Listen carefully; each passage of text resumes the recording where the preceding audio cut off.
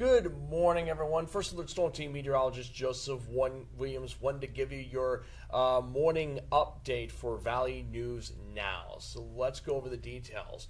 We saw several hours of storms pushing through southeastern North Dakota and northwestern Minnesota between Saturday night and this Sunday morning. But as of 7:40, I'm really looking at the clock right here, 7:51 a.m., Sunday morning, July 27th, 2025, we are taking a break from the severe weather. We're not seeing any more severe thunderstorm watches. Those expired at 7 a.m. No more severe thunderstorm warnings. The last one expired at 7 a.m. And the last special weather statement that is normally issued if we're seeing, like, say, strong wind gusts, but they don't meet severe storm criteria.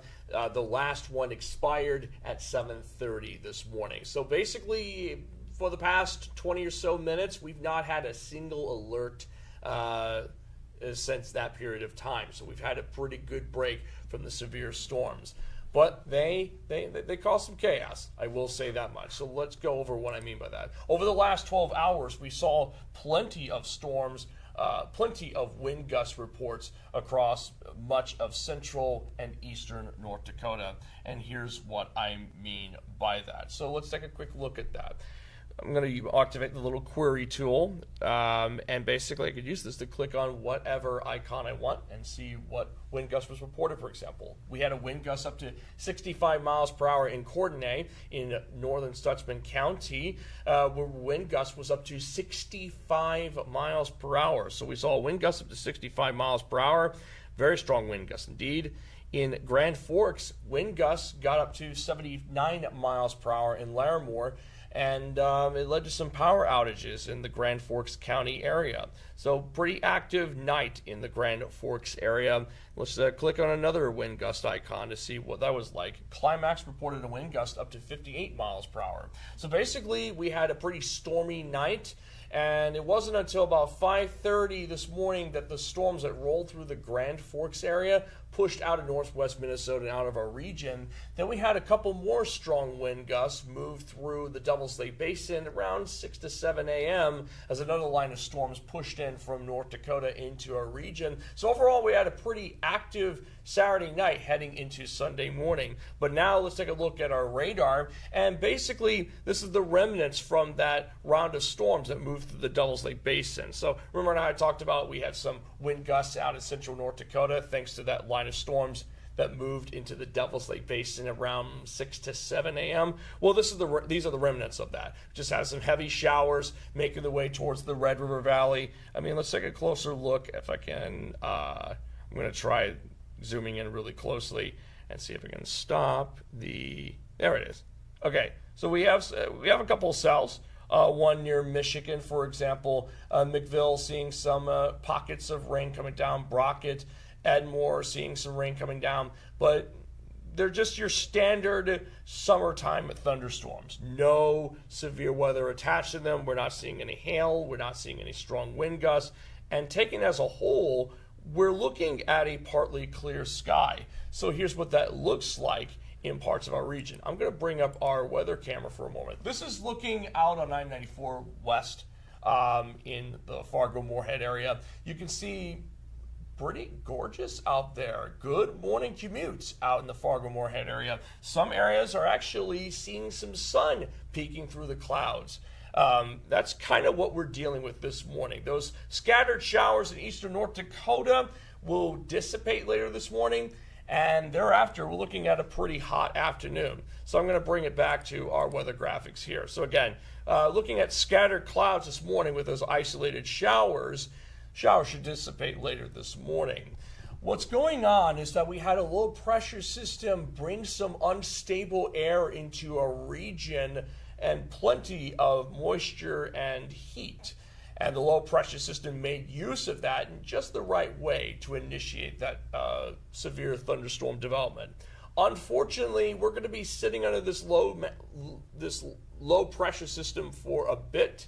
So we'll continue seeing that unstable air, which means another round of severe weather is possible heading into today and tonight.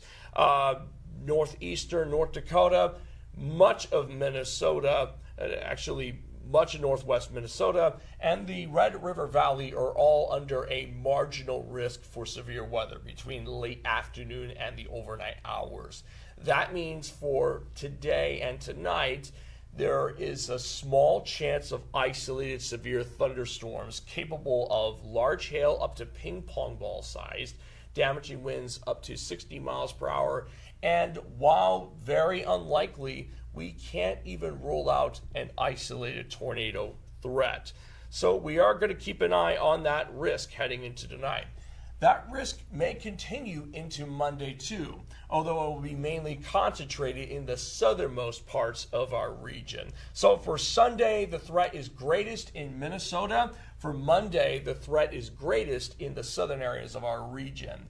And it's likely that the threats will be large hail up to quarter size and winds up to 60 miles per hour. Threats likely to take place during the afternoon and evening hours. Again, all this is thanks to that lingering unstable air, which could cause some problems.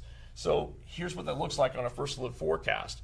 Those lingering showers, they should dissipate before midday, leaving behind a mostly sunny sky during the afternoon hours. So the afternoon hours are looking okay, at least in terms of that sunshine. But as we head into the late afternoon and evening hours, storms are expected to initialize in central Minnesota. Notice that where that frontal boundary is, storms end up initializing in central North Dakota. No, not North Dakota, excuse me, central Minnesota. I apologize. But basically, storms end up initializing in central Minnesota during the late afternoon and evening hours. And there is a chance that the storms may initialize just early enough that we could at least see some activity impacting Lakes Country and parts of northwest Minnesota. So we will keep an eye on that risk heading into this evening. That threat may continue overnight, but by early Monday morning, the storms roll out of our region and we're left with a mix of sun and clouds, maybe some patchy fog. Then Monday afternoon and evening, some more storms make their way into our region. And once again, even a possibility of seeing some purple colors embedded with those storms, indicating some downpours and gusty winds. So basically for today and tomorrow, there is a chance of severe weather. You're definitely going to want to keep the VNL Weather app on standby and definitely stick with Valley News Live for those first alert updates as we keep an eye on that severe weather risk. Luckily, after tomorrow, Tuesday, Wednesday, Thursday, and much of Friday are looking fantastic. High pressure from Canada will settle into our region, cooling us down, but also bringing a dry, stable air mass into our region. So we get a break from the stormy weather, and we look at some sunshine for Tuesday, Wednesday, and Thursday. Here's what that looks like on a long-term first alert forecast here. Again, Tuesday afternoon, mix of sun and clouds. Wednesday afternoon, also expecting a mix of sun and clouds. So go out and enjoy the nice weather if you can. Thursday and Friday, mostly sunny skies. Then Friday night into the weekend, we could see some showers and thunderstorms rolling back into our region.